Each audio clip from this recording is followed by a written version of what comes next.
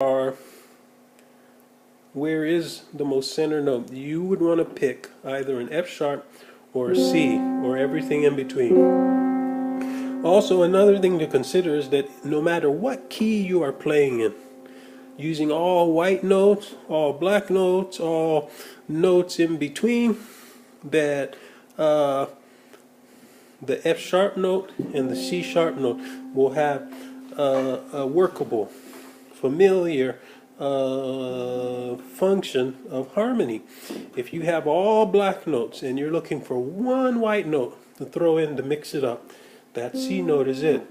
If you're playing all white notes and you're looking for one black note to mix it up, that F sharp note will work. If you're playing all white notes,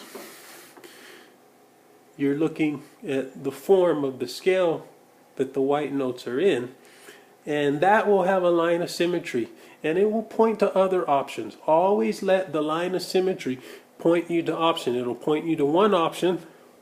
The North Pole will be the option within your group of notes, and then it'll point you to another option that's outside of your group of notes. So here it's pointing to one that's inside the C major scale, it's pointing one to outside. In this case, every note in here belongs to the chromatic scale, so nothing really is outside.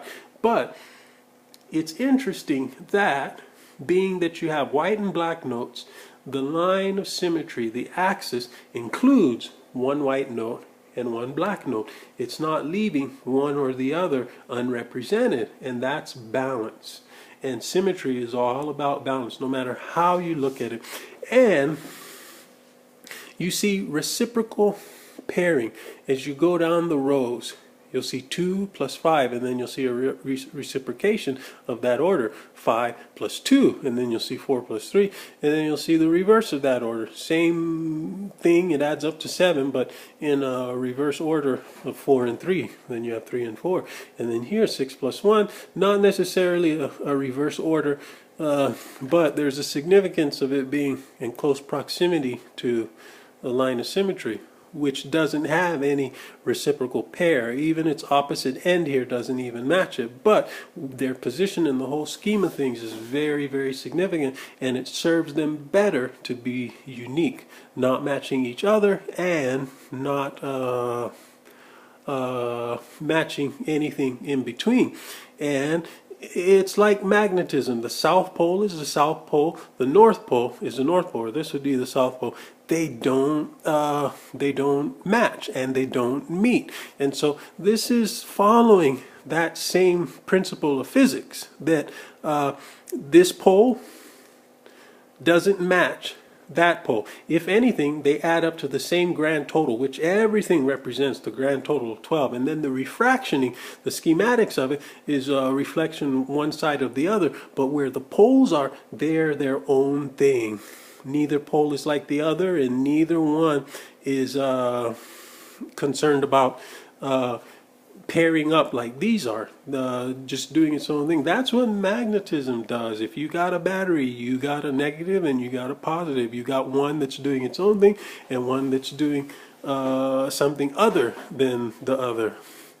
So something to be, understood deeper about all of this.